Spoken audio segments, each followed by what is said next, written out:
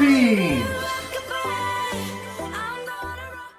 Hello! Bago natin umpisahan yung umaga natin, kakain muna tayo guys bago tayo mag-harvest. So ngayon ang kakainin ko lang is cereal dahil gusto niyo yung cereal. American style yarn. Sana yung rice mo, wala na tayong rice. Oh, anyway, so ito pala yung silk almond milk. Ang tamis pala nito guys. Parang naparami ata yung lagay ko. Hindi ko na-realize na matamis palang milk na ito. Anyway, marami pa tayong rice guys. Pero paminsan kakainin natin itong mga cereal na binibili ni Mister. Masarap din mag-cereal paminsan nun eh. Habang hinihinday ko rin si Mister guys, kakain din tayo nito. Kasi plano kong mag-harvest nga tayo. Diba? First time ko itong harvest. Kumakain tayong mag-isa dito. Nakakalungkot kapag kumakain mag-isa. Naisip ko tuloy yung buhay.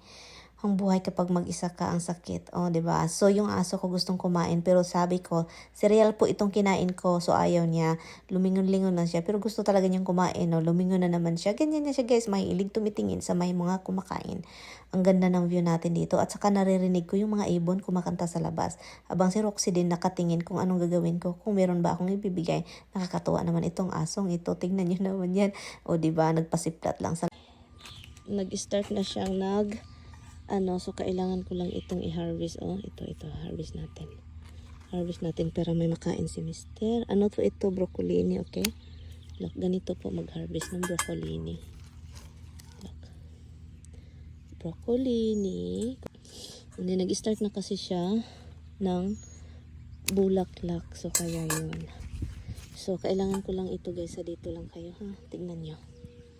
Okay. Ito yung masaya kapag may garden ka and then time to harvest, lalo na kapag marami kang tanim. This time, ito yung pinakauna nating na-harvest na talagang gulay na binili ni Tami. At saka first time namin itong itry.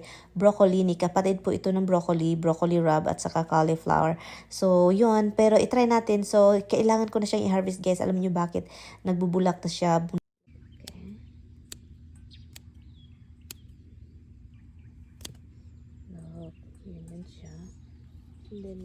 Sa totoo lang guys, hindi ko alam kung paano ito lutuin at si Tami din walang alam. So ngayon, first time naming dalawa. So let's go, itry natin lutuin itong broccolini. Lumaki na lang salad, oh. Kailangan ko na din itong i-harvest kasi look. Oh, diba? May makain na yung asawa natin. Here's your gulay, bebe. Here's your gulay. Broccolini. I'm just gonna get rid of the flour. That's your gulay. You can start eating it now. How weird. That's broccolini. Okay. Yeah, because I supposedly harvest this last week. But because I let it go, now is everything starting to flower. And you're gonna eat it? It's broccoli, Yeah. but it's a baby. It's broccolini. Trying hard pagpapayat itong babaeng ito. Pero ang hirap mag-exercise guys. Nakakapagod sa paa. Ang sakit. Sobra grabe. Hindi ko kinaya. Ito na naman si Roxy. Takot na naman may thunderstorm na kasi iwan ko kung ano ng mga pinagagawa nito. Nagmamakaawa na guys. Gustong magpakarga. Kasi nga ang thunderstorm nag-start na naman. Ganito ko niluto ang broccolini guys. Nag-cut ako ng garlic.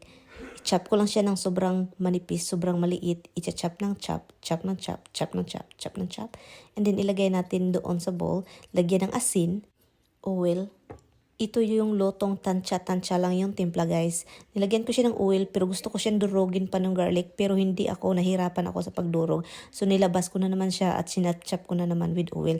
May asin yan konti guys. Salamat sa YouTube, may nakita akong video, doon ko kinapi pero kakaiba yung sa kanya kasi talagang durog na durog yung garlic na ginawa niya. So sa akin hindi masyadong durog at saka nilagyan ko siya ng pampaanghang yung nilagay ko.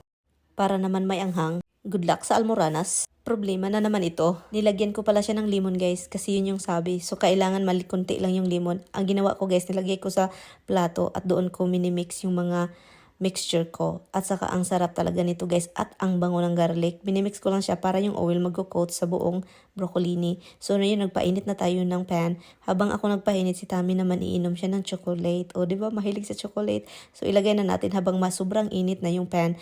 And then yung pan, hindi ko sila nilagyan ng oil or butter or anything. Ang sarap pakinggan kapag magluluto ka ng ganito yung tunog. Paalala, niluluto ko siya sa pan pero napagdesisyonan ko 400 degrees sa oven para maluto talaga yung steam niya ng sobra. And then ang sarap niya guys, nilagyan ko ng konting asin sa ibabaw din.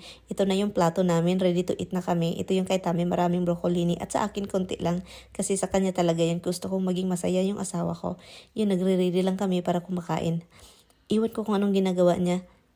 Iwan ko, nagpakain pala siya sa aso. Iwan ko kung bakit lately yung panahon namin sobrang pangit. Pagkatapos naman kumain guys, lumabas lang kami, nag-relax. May pinag-uusapan lang, sobrang sekreto. Naman sekreto siya guys, may plano kaming gusto pupunta ng Florida para ayusin yung kondo niya.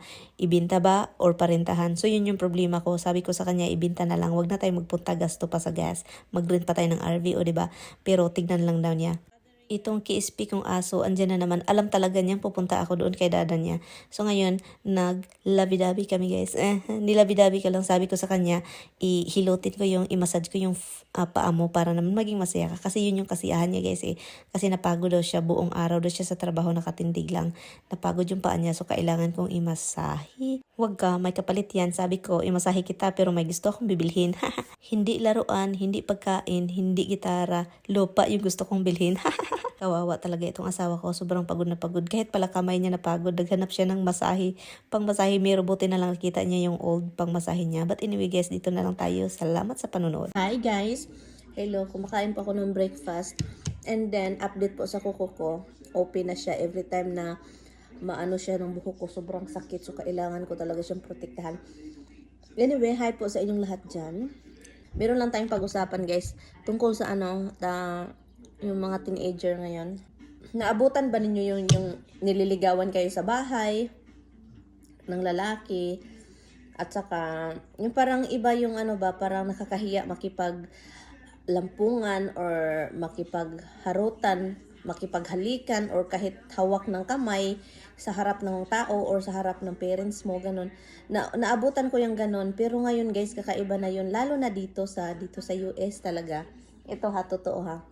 Dito sa US, na-shock ako noong mga pamangkin namin na mga lalaki guys, na-shock ako dahil po mga babae yung nagpuntahan sa kanila.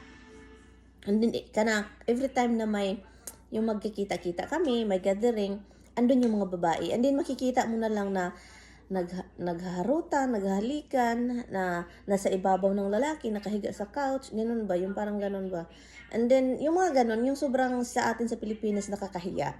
Dito, parang normal lang.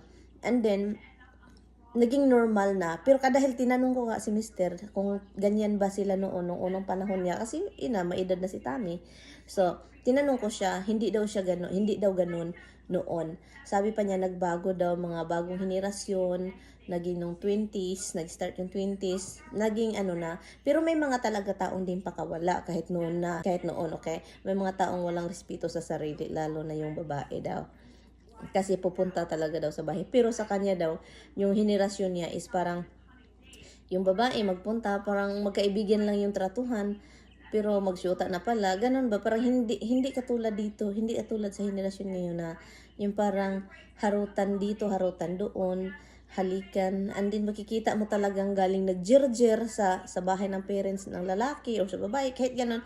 Kasi guys, nasabi ko yung jerjer kahit dahil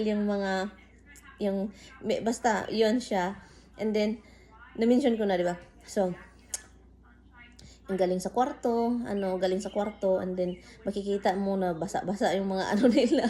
Ganun, makikita mo galing naglampungan dahil galing sa kwarto. So, galing na, pang ginagawa nila doon? Nag-jack and Jill. Nag-jack and Jill, so nag-jerjer. Yung mga ganun ba, yung parang nakakahiya, umagang-umaga, daytime, naghampungan kayo doon sa kwarto, then lumabas kayo, tapos na, ganun ba? Ganun yung mga yun. Nakikita ko yun yung mga pamangkin namin na gano'n. Pero naisip ko din, parang iba na talaga. Kaya nga, ang kasabihan doon sa atin is, mga may tawag doon yung mga teenager dito, mga liberated. Ganyan yung tawag na atin. Mostly talaga sa atin Pilipinas, maririnig na, mga liberated, ganun. Pero talagang totoo naman talaga din kasi iba yung nila.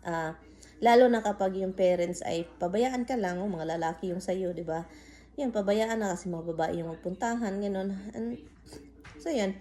So, ang sabi pa ni Tami, yung nakakawala daw respeto, yung parang walang respeto yung mga babae na ngayon dito sa kasi parang ikaw na yung nagdala sa sarili mo na gano'n.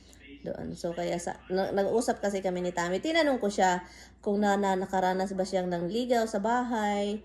Kasi ganyan daw talaga noon. Pero ngayon talaga, wag na nating usapan yung ligaw-ligaw sa bahay. Kasi kahit sa internet, ako naman ako, di ba? Internet kami nagkita ng una ko, yung nagdala sa akin, nagkita kami ni Tami sa internet.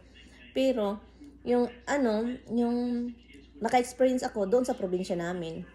Kasi nga, sabi ko kay Tami, nung nag-study ako sa Tabon, pag umuwi ako ng bahay, may nakikilala akong, basta wag ko nang hindi taga-amin, wala din akong naging boyfriend sa probinsya namin sa Bukid. Wala talaga. Merong nang ligaw, pero hindi taga doon. Yung parang bisita doon sa amin, sa Bukid. Pero wala akong naging syuta doon. So, yan, nang ligaw sa bahay, pero sandali lang yun kasi nga, ganun ako pa. Pabislig, pamangagoy, ganun ako. So, mga taga-mangagoy dyan, mga tabon. Hello, mga tagbon yan, tabon yan. Yun yung kaibahan kasi guys, kasi yung buhay noon at buhay ngayon is iba. Lalo na ngayon mga bata, internet, marami na. Kahit sa Facebook guys, meron na palang mga dating guys. Uy, pwede na palang mag-date sa Facebook guys, maghanap ng afam. Nagkasyuta din ako noon na yung mga yung mga nakilala lang, classmate, ganon. Classmate, ka-schoolmate, ganon. And then, yun, pero one time lang talaga ako naka-experience na may nanligaw papunta sa bahay at kinausap yung papa ko. Pero yun siya, may katandaan na siya. Kung nanonood ka man, alam mo kung sino ka. Wala akong contact noon guys. Matagal na after nung naghiwalay kami, naging shoot ako rin. Pero after naghiwalay kami, nawala siya. Hindi ko na naging contact, nagalit yun eh. And yun. So, yun siya. Sandali lang yung relasyon namin kasi nga magkaiba yung lugar namin. Comment down below kung naka-experience kayo ng nililigawan kayo sa bahay. Kung taga city kayo, iwan ko kung, kasi na lumaki akong probinsya eh. So, iwan ko kung sa city may ganun ba, pero mostly probinsya talaga yung mga ganun. Pero comment down below kung naka-experience kayo ng ligaw-ligaw, na nililigawan kayo ng lalaki. Hindi yung magharutan sa harap ng parents sa ibang tao, nakakahiya. Ichismis ka guys, puro mga marites yung mga tao doon. Kahit hindi pa nauso yung marites na pangalan, ganyan na talaga. Mga kapitbahay na marites, yun, pag-usapan ka talaga. Makikita ka lang nakipag-holding hands sa boyfriend mo, marites ka na guys. Ita-travel na yun sa buong mundo. Yun. So, comment down below kung naka-experience kayo ng gano'n, ligaw-ligaw. Hindi kayong bawal maghalikan, bawal mag-hug, hindi man bawal, parang, nakakahiya, chismis tayo, gano'n.